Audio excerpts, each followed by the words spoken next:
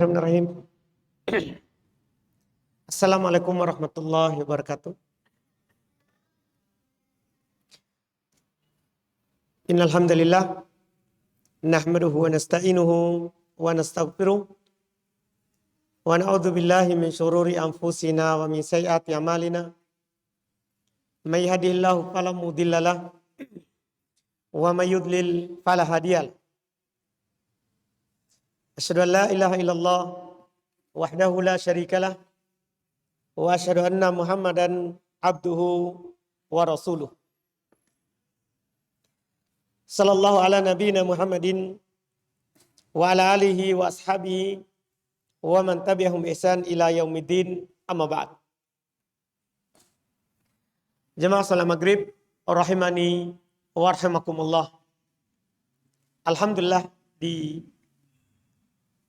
malam ini kita kembali dipertemukan oleh Allah Subhanahu wa taala di tempat ini, salah satu rumah Allah Subhanahu wa taala, salah satu masjid dari masjid Allah Subhanahu wa taala, tentunya untuk kembali kita belajar Islam, belajar agama Allah Subhanahu wa taala, agama yang dibawa oleh Nabi kita Muhammad sallallahu alaihi wa ala alihi wasallam, yang mana di dalam kehidupan ini tidaklah kita mendapatkan kebahagiaan kecuali dengan mempelajari dan mengkaji ayat-ayat Allah Subhanahu wa taala, warisan yang diwariskan oleh Nabi kita Muhammad sallallahu alaihi wa ala alihi wasallam. Di kesempatan yang mulia ini kita melanjutkan membaca kitab Salasatul Usul karya Syekh Al-Mujaddid Muhammad ibn Abdul Wahhab rahimahullahu ta'ala. Kita sudah sampaikan di pertemuan kemarin, pertemuan pertama, tentang judul buku yang kita akan pelajari dan pentingnya kita mempelajari buku ini. Buku yang kita kaji di tempat kita ini. Sekarang kita masuk di pendahuluan penulis rahimahullahu ta'ala. Kata beliau rahimahullah, Bismillahirrahmanirrahim.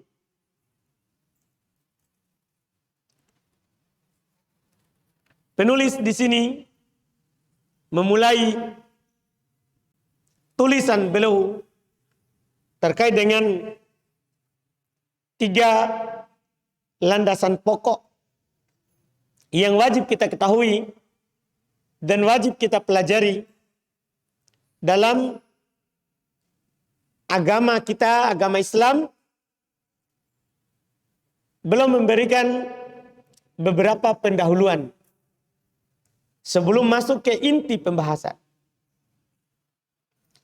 Ada beberapa pendahuluan yang tentunya kita juga harus mengetahuinya. Nah, sekarang pertama, beliau memulai dengan Bismillahirrahmanirrahim. Memulai tulisan dengan Bismillahirrahmanirrahim. Demikian pula memulai apa saja yang ingin kita lakukan dengan Bismillahirrahmanirrahim. Ini adalah hal yang sangat penting. Kenapa? Ada beberapa alasan. Yang pertama, dengan kita memulai apapun yang kita lakukan dengan Bismillahirrahmanirrahim, itu kita mencontoh Al-Quran. Karena semua surat, 114 surat dalam Al-Quran, itu diawali dengan Bismillahirrahmanirrahim, kecuali surat Baro'ah, yang tidak ada Bismillah di awalnya. Dari 114 itu, semuanya ada Bismillahnya, kecuali satu saja. Ketika kita memulai dengan Bismillah, berarti kita mencontoh Al-Quran, kalamullah. Kita akan mendapatkan keutamaan dari hal tersebut. Karena kita mencontoh Allah Subhanahu wa Ta'ala. Ini alasan pertama. Kemudian yang kedua, dengan kita membaca Bismillahirrahmanirrahim di awal perkara yang kita ingin lakukan, ini mencontoh Nabi Sallallahu Alaihi Wasallam. Ini juga mencontoh Nabi kita Muhammad Sallallahu Alaihi Wasallam, yang mana Allah Subhanahu Wa Taala memang telah mewajibkan kita untuk mencontoh Nabi Sallallahu Alaihi Wasallam. Laqad kana lakum fi Rasulillahi uswatun hasanah. Sungguh telah ada untuk kalian pada Rasulullah itu suri teladan yang baik. Makanya Allah wajibkan kita untuk mencontoh beliau karena beliau adalah panutan kita. Dalam hal larangan ataupun perintah. Dalam hal anjuran ataupun yang tidak dianjurkan. Kata Allah Subhanahu wa Ta'ala, "Wa ma atakumur rasulu fakhudhu wa ma nahakum anhu fantahu." Apa yang dibawa oleh Rasul, maka ambillah. Apa yang dibawa, yang diajarkan oleh Rasul berupa perbuatan ataupun ucapan. Bahkan berupa takrirat, pembenaran Nabi SAW terhadap para sahabat yang melakukan, kemudian Nabi benarkan. Ini semua apa yang dibawa oleh Rasul. Kata Allah, "Wa ma atakumur rasulu fakhudhu." Apa yang dibawa oleh Rasul, ambillah. Wajib kita ambil. Wa ma nahakum anhu fantahu. Apa yang dilarang oleh Rasul, maka tinggalkanlah. Maka tinggalkanlah. Juga Allah Subhanahu wa Ta'ala memerintahkan Nabi kita untuk berkata, "Qul in kuntum tuhibbunallah fattabi'uni yuhibbukumullah." Katakan wahai Muhammad, jika kalian mencintai Allah, maka itu ikutilah saya. Maka Allah akan mencintai kalian. Kita akan mendapatkan cinta Allah Subhanahu wa Ta'ala kalau kita ikut Nabi Sallallahu Alaihi Wasallam dalam setiap perkara kita. Bahkan seperti ini. Kalau kita memulai sesuatu dengan Bismillah, maka kita telah mencontoh Nabi kita Muhammad SAW. Maka kita akan mendapatkan cinta Allah. Kita akan mendapatkan cinta Allah Subhanahu wa Ta'ala. Ini alasan kedua.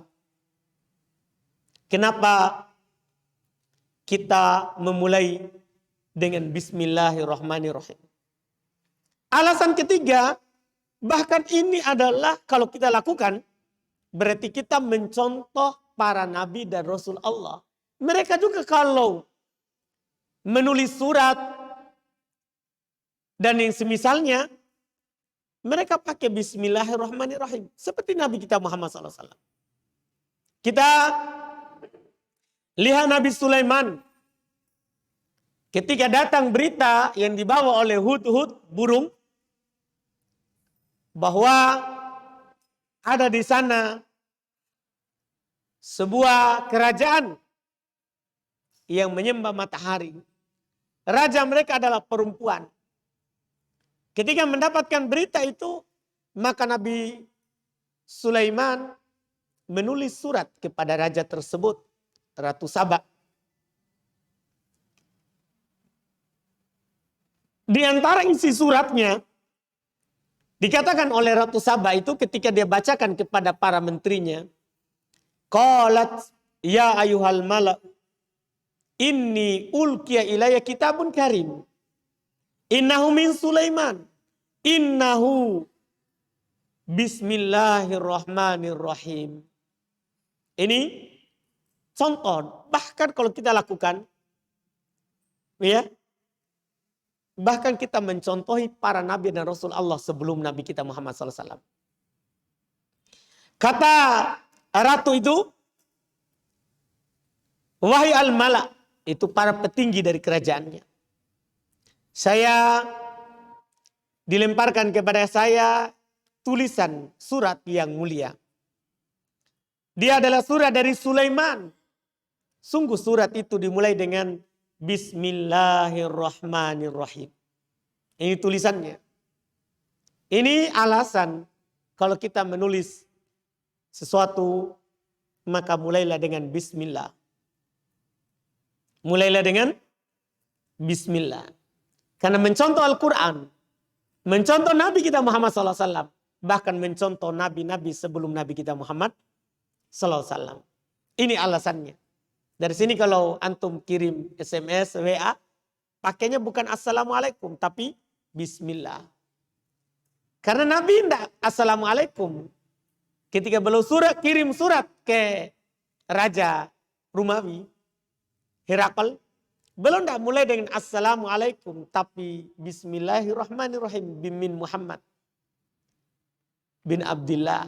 Sampai terakhir yang belum katakan sebagaimana yang diriwayatkan oleh Imam Al-Bukhari rahimahullahu ta'ala.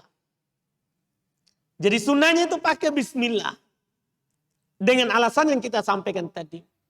Mencontoh Al-Quran, mencontoh Nabi kita sallallahu alaihi wasallam, dan mencontoh Nabi dari Nabi Allah Subhanahu wa ta'ala sebelum Nabi kita, diantaranya Nabi Sulaiman.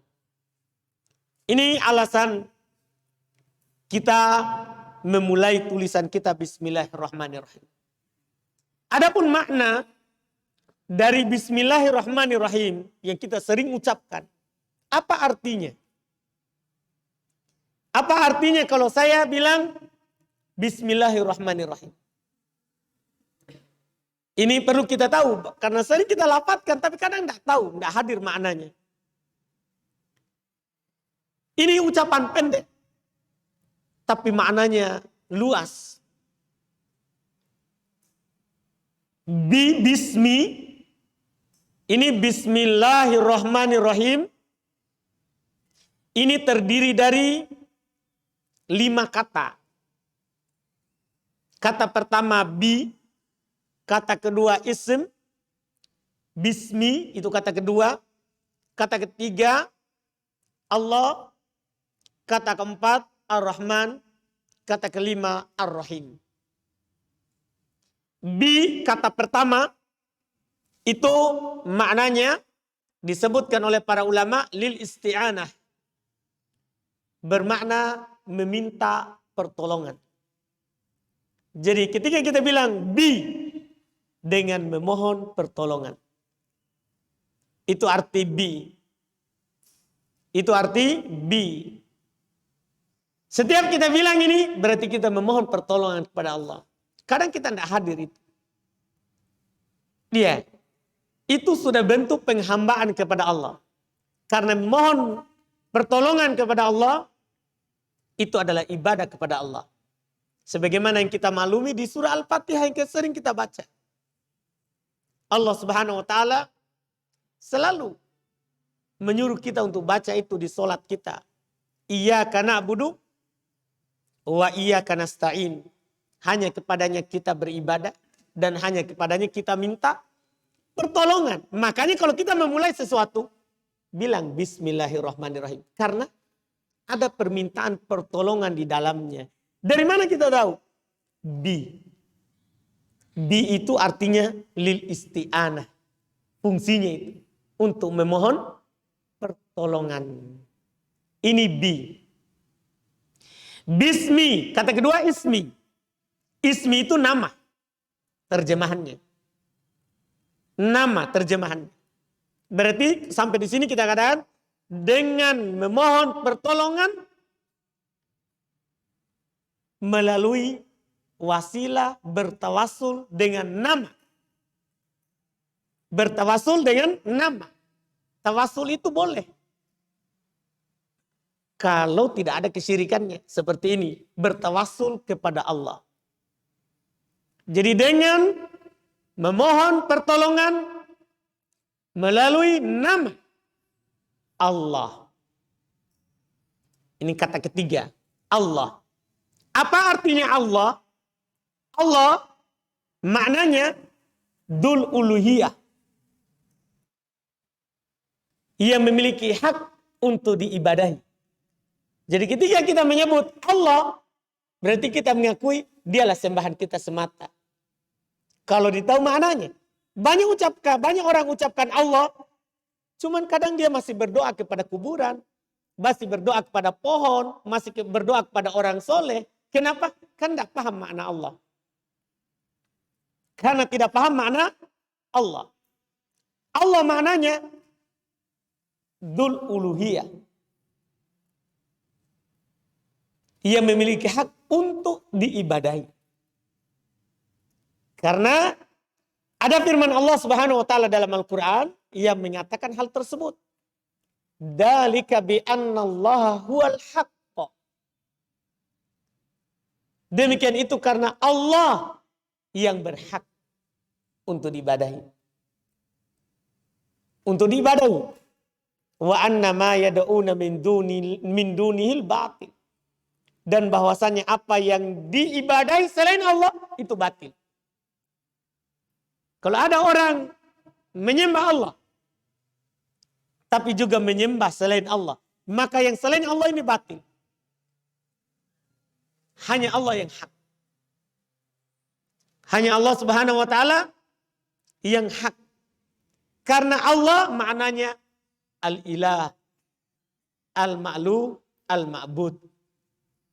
Dialah sembahan kita yang disembah oleh penduduk langit dan penduduk bumi. Yang disembah oleh penduduk langit dan penduduk bumi. Iya. Sebagaimana firman Allah Subhanahu wa taala juga, "Walladzi fis sama'i ilahun wa fil ardi ilah." Dialah Allah yang disembah di langit dan yang disembah di bumi. Semuanya menyembah Allah. Ini makna Allah. Nama Allah, ini nama yang paling mulia. Tidak ada lagi yang lebih mulia daripada nama Allah. Semua nama Allah mulia. Tapi ini yang paling mulianya. Karena seluruh nama-nama Allah kembali kepada sini. Seluruh nama-nama Allah kembali ke nama ini. Kembali ke nama ini. Saking mulianya nama ini, dia diulang dalam Al-Quran itu lebih dari 2200 kali. Ada 33 ayat dibuka dengan kata Allah di dalam Al-Quran. Ini mulianya. Tidak ada nama lain yang seperti itu. Tidak ada nama lain dari nama-nama Allah. Allah punya banyak nama. Allah punya banyak nama. Nabi SAW katakan, Inna lillahi tis'atan wa tis'ina asman. Man ahsoha dakhalal jannah. Allah Subhanahu wa taala memiliki 99 nama. Walaupun ini bukan pembatasan. Allah memiliki 99 nama. Siapa yang mampu menghafal, mengamalkan kandungannya, memahami maknanya, dia pasti masuk surga. Di antara nama itu Allah. Ini yang paling mulianya. Disebutkan dalam Al-Quran lebih dari 2200 kali. Ada 33 ayat di dalam Al-Quran dibuka dengan lafaz Allah. Dibuka dengan lafaz Allah Subhanahu wa ta'ala. Maka ini dikatakan oleh Ibnul Qayyim rahimallahu ta'ala. Nama ini termasuk nama yang seluruh nama Allah kembali kepadanya. Seluruh nama Allah Subhanahu wa ta'ala kembali kepadanya. Inilah Allah. Jadi kita sebut Bismillah. Dengan memohon pertolongan. Bertawassul dengan nama Allah. Yang disembah oleh penduduk langit dan penduduk bumi. Maknanya. Ditambah lagi kita gabungkan dengan kaidah tafsir. Al-mufradul mudhaf. Itu ya Mufrad mudhaf itu maknanya umum. Maksudnya terjemahannya jadinya. Kan ini isim mufrad. Kata tunggal. Tapi disandarkan kepada Allah. Jadinya maknanya umum. Terjemahannya dengan memohon pertolongan. Bertawassul dengan seluruh nama-nama Allah. Begitu terjemahannya. Itu bismi. Itu bismi. Bismillah. Kemudian Ar-Rahman.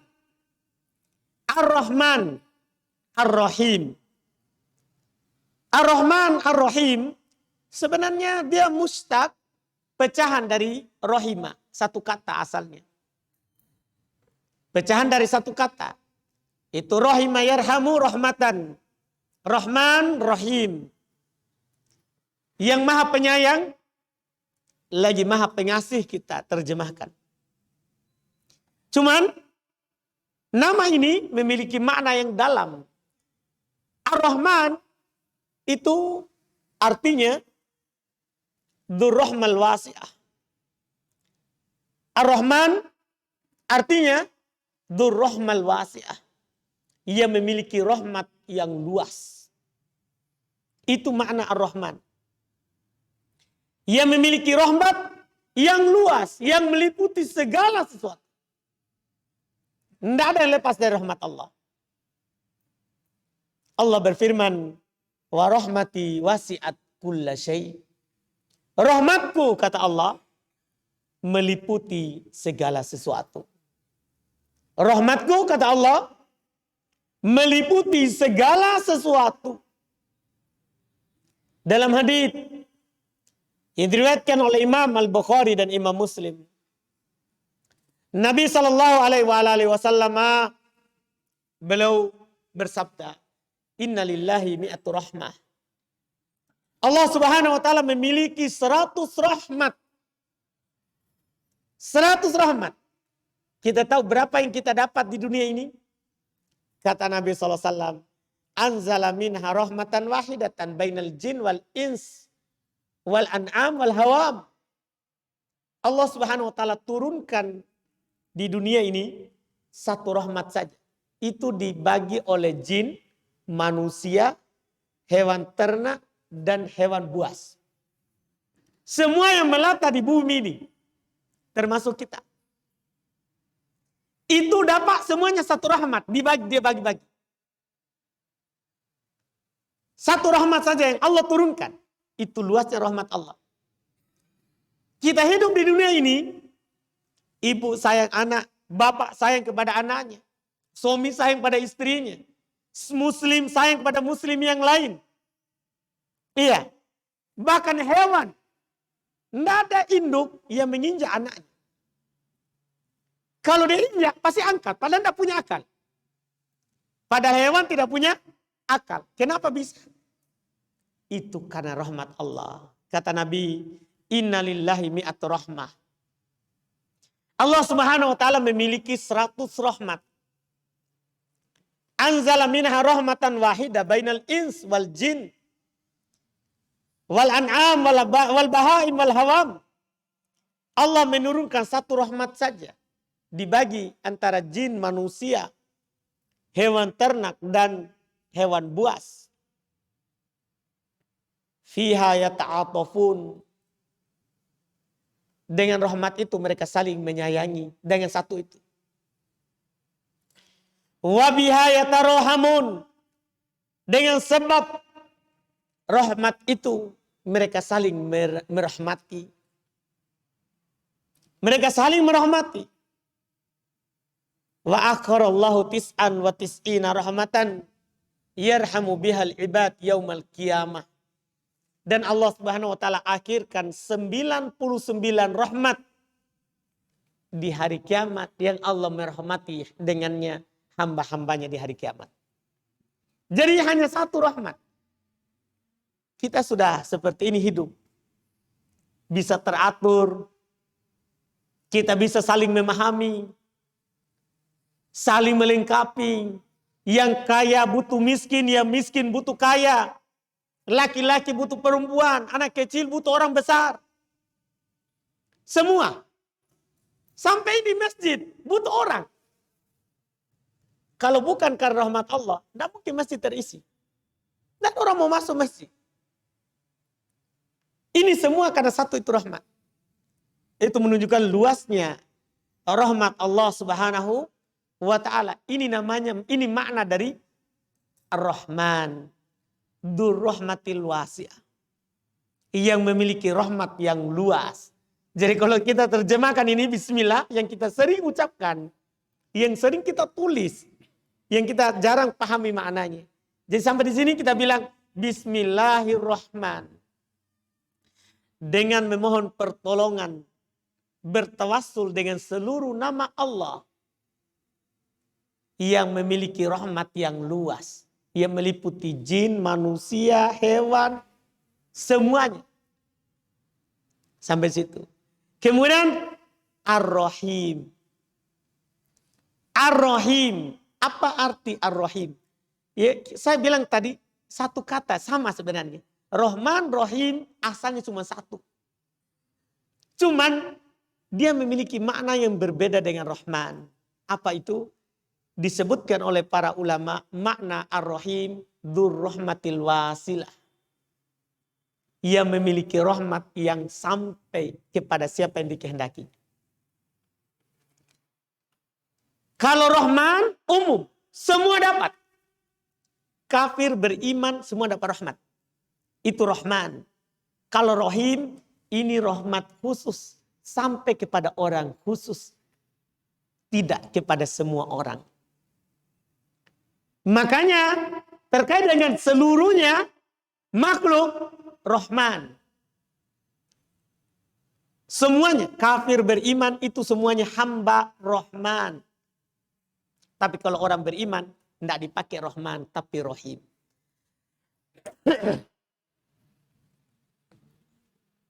Sebagaimana firman Allah Subhanahu wa taala, kata Allah wa kana bil mu'minina rahima.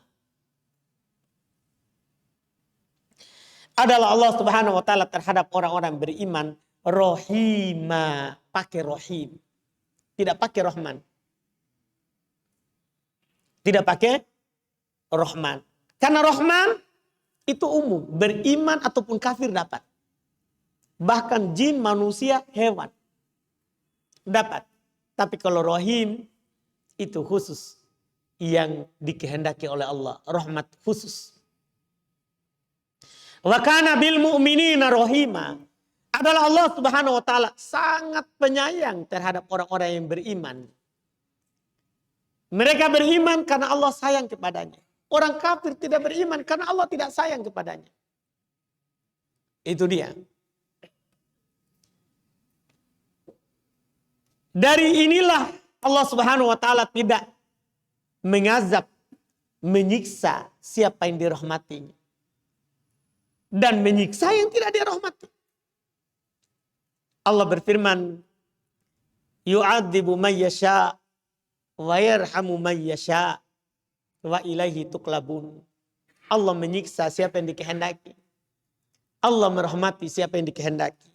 Dan hanya kepadanya kita dikembalikan. Ini kata Allah Subhanahu wa taala. Bahkan rahmatnya Allah Subhanahu wa taala kepada orang-orang yang beriman itu sangat dalam. Bahkan Nabi SAW pernah mencontohkan di dalam satu kasus. Di dalam hadits yang diriwayatkan oleh Imam Al-Bukhari. Pernah satu ketika datang tawanan perang kepada Nabi SAW. Di dalam tawanan perang itu ada seorang perempuan. Dia cari anak-anak kecil. Namanya tawan perang kan bisa bapaknya sudah meninggal. Semuanya ditawan. Ada di situ perempuan. Dia cari anak kecil. Apa yang dia lakukan? Kalau dia dapat, langsung dia peluk, dia susui. Dia susui. Ada apa itu? Itu karena rahmat yang dia miliki. Kasih sayang ada pada seorang ibu terhadap anak. Nabi bertanya kepada para sahabat ketika menyaksikan hal itu. Kata para sahabat, faqala lana Nabi sallallahu alaihi wasallam, atarawna hadhihi tarihatan waladaha finnar. Apakah mungkin seorang perempuan yang begini akan membiarkan anaknya masuk ke neraka? Ini saja dia menangis, dia cari. Langsung dia peluk, dia susui. Jadi Nabi bilang kepada para sahabat, mungkin gak orang yang seperti itu akan membiarkan anaknya untuk masuk di api neraka? Iya? Kata para sahabat, kulna la wahya taqdiru alla tatrahuhu. Kami katakan tidak. Selama dia mampu untuk tidak membiarkannya, melemparkannya ke dalam api. Selama dia mampu, pasti dia akan menghalangi anaknya. Dan akan memegang anaknya. Apa kata Nabi setelahnya? Ini yang kita maukan. Kata Nabi, lallahu arhamu bi ibadihi min hadihi bi waladiha. Allah subhanahu wa ta'ala lebih menyayangi hamba-hambanya. Hambanya yang menghambakan diri kepadanya. Daripada perempuan itu. Daripada perempuan itu. Ini namanya rahmat khusus. Hanya kepada orang-orang beriman. Bagaimana besarnya rahmat Allah? Tidak bisa kita ukur. Makin dekat kita kepada Allah subhanahu wa ta'ala, maka makin besar rahmat Allah yang kita miliki. Makin taat kita, makin bertakwa kita kepada Allah, maka makin luas pula rahmat yang Allah subhanahu wa ta'ala berikan kepada kita. Ini makna ar-rahim. Dzur rahmatil wasilah. Ia memiliki rahmat yang sampai kepada hamba-hambanya yang dia kehendaki, yang dia inginkan. Ini makna bismillahirrahmanirrahim.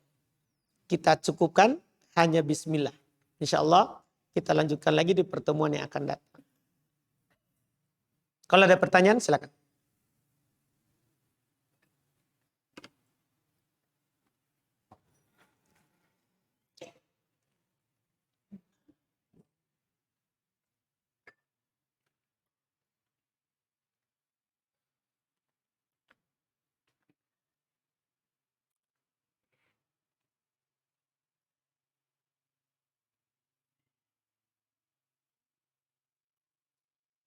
Ini ada pertanyaan. Yang pertama ada 2 pertanyaan di kertas. Apa syarat diterimanya suatu ibadah? Syarat diterimanya suatu ibadah itu ada 2. Yang mana tidak akan diterima ibadah kecuali 2 itu yang terpenuhi. Yaitu pertama ikhlas karena Allah. Kita lakukan memang hanya mengharap pahala dari Allah. Tidak ada yang lain. Tidak ada yang lain. Hanya itu yang kita inginkan. Syarat pertama. Karena ini syarat yang diperintahkan oleh Allah Subhanahu wa taala dalam Al-Qur'an. Kata Allah dalam surah Al-Bayyinah, mungkin banyak ya dari kita yang hafal ayatnya, wa ma umiru illa liya'budullaha mukhlishina lahuddin. Tidaklah mereka diperintah, kita semua ini, mulai dari para nabi dan rasul Allah, kita umatnya. Tidaklah mereka diperintah kecuali untuk mengikhlaskan untuk Allah agama. Agama itu semuanya. Agama ya dari amalan, ucapan, semua yang kita lakukan. Iya. Jadi kita diperintahkan untuk apa? Ikhlas. Ini syarat pertama. Siapa yang beribadah kepada Allah tidak ikhlas. Apakah dia menyembah Allah tapi ingin juga dipuji? ingin juga didengar, ingin juga dilihat, percuma. Kata Nabi SAW terhadap dalam hadits yang diriwayatkan oleh beliau dari Allah Subhanahu wa taala, hadis qudsi. Allah Subhanahu wa taala berfirman, "Man 'amila amalan asyraka fihi ma'i ghairi taraktuhu wa syirkah." Siapa yang melakukan amalan yang dia menduakan saya, kata Allah, dalam amalan itu dengan selainku.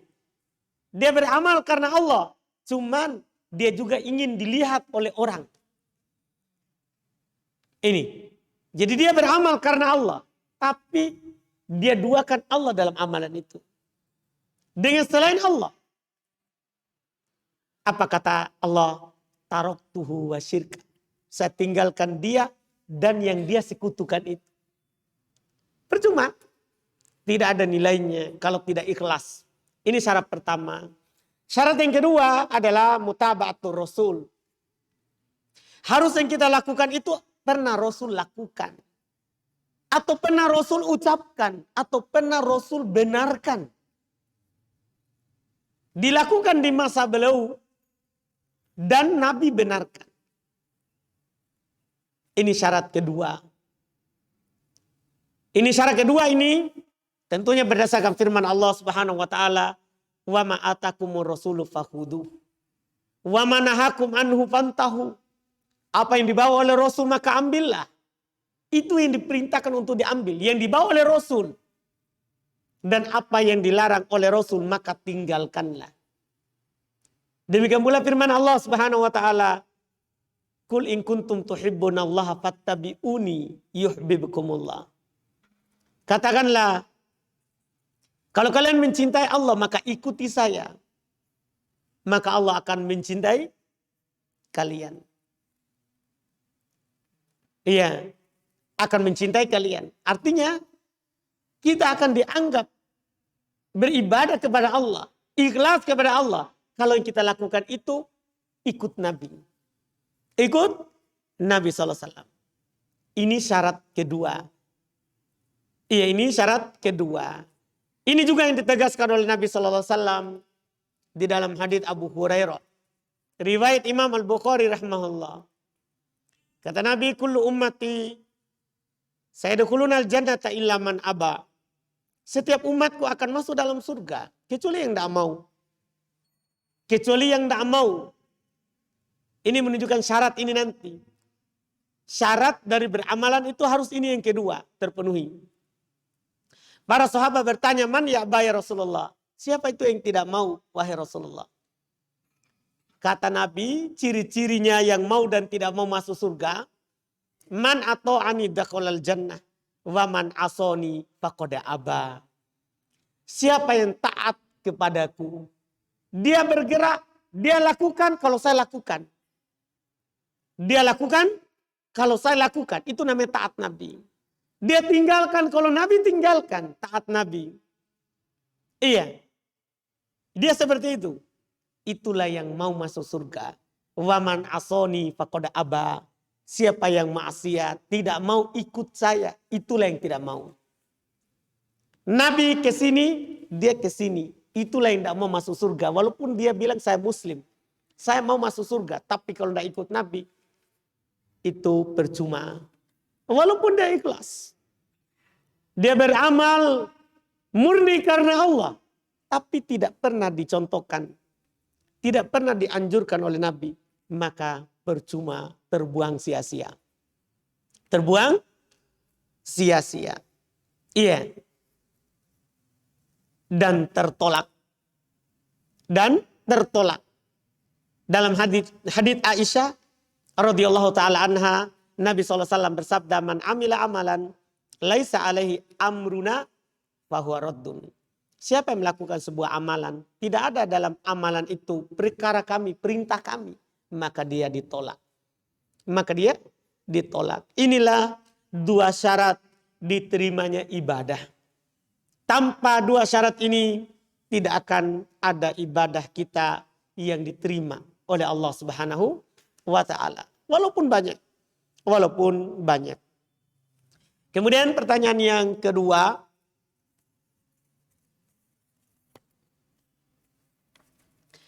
Bagaimana cara mengetahui apakah ibadah kita diterima atau tidak? Ya, kalau kita setelahnya lagi dapat hidayah untuk beribadah kepada Allah. Karena ibadah yang satu itu kalau diterima oleh Allah akan melahirkan ibadah lagi berikutnya. Akan melahirkan lagi apa? Ibadah berikutnya. Iya, itu yang membuat kita tahu bahwa ibadah kita itu diterima oleh Allah. Itu diantara cirinya. Diantara cirinya. Wallahualam. Suatu? Masuk? Habis? Baik. Kita cukupkan, alhamdulillah. Dengan apa yang kita ambil di malam hari ini, mudah-mudahan bermanfaat. InsyaAllah ta'ala kita lanjutkan lagi di pertemuan akan datang. Semua yang benarnya dari apa yang kami sampaikan tadi itu semata dari Allah. Yang salahnya itu dari kekurangan kami. Subhanallah hamdik. Asyhadu an la ilaha illa anta astaghfiruka wa atubu ilaik. Assalamualaikum warahmatullahi wabarakatuh.